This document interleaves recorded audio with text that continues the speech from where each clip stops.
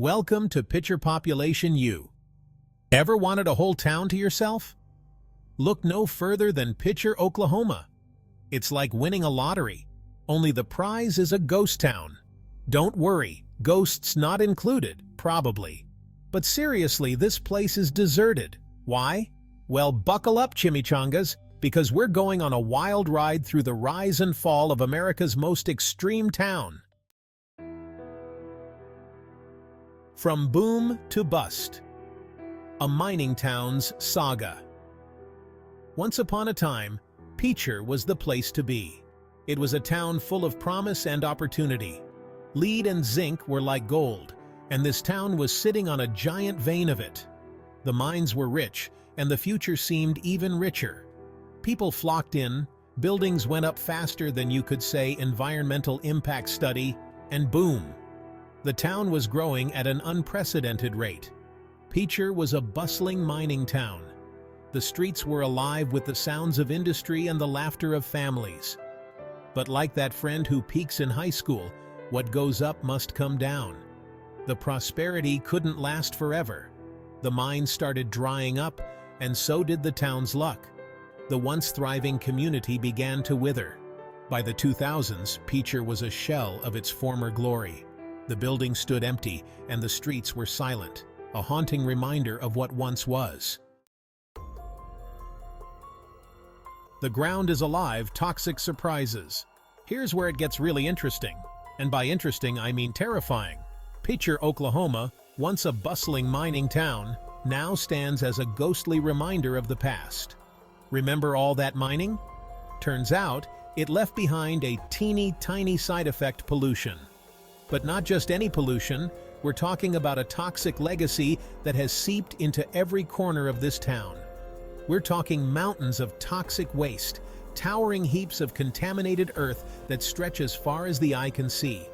Sinkholes that could swallow your house whole, appearing without warning and creating a landscape that looks like it's been through a war.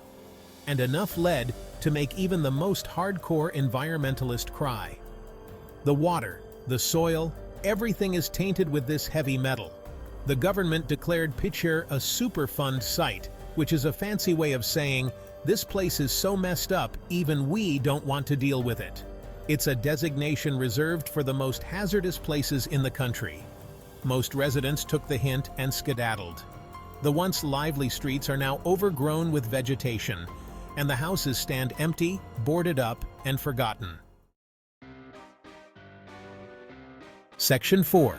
Fun Facts. Because even ghost towns have stories.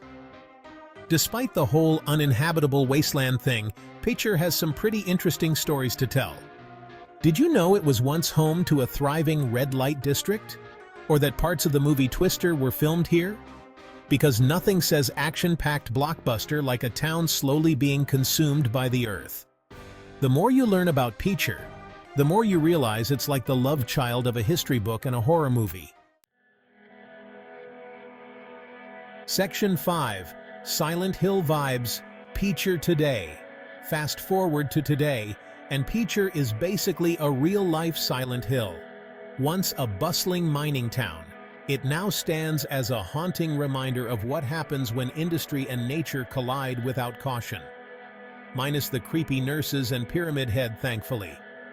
But the eerie silence and the decaying structures give off a vibe that's equally unsettling. Buildings stand empty, streets are deserted, and the wind whistles through the abandoned houses like a lonely ghost. Nature has begun to reclaim what was once taken from it, with weeds and vines creeping through the cracks. It's the kind of place that makes you want to bring a Geiger counter and a whole lot of hand sanitizer. The lingering contamination from the mining days still poses a threat, making it a hazardous place to explore. Visiting Picher is like taking a step back in time, but not the fun kind with poodle skirts and sock hops. Instead, it's a stark journey into a past marred by environmental neglect and industrial fallout. This is more like a cautionary tale about the dangers of unchecked industrialization and the importance of listening to your friendly neighborhood environmentalist. The town's desolation serves as a powerful reminder of the consequences of ignoring environmental warnings and the long-term impact of human activities on our planet.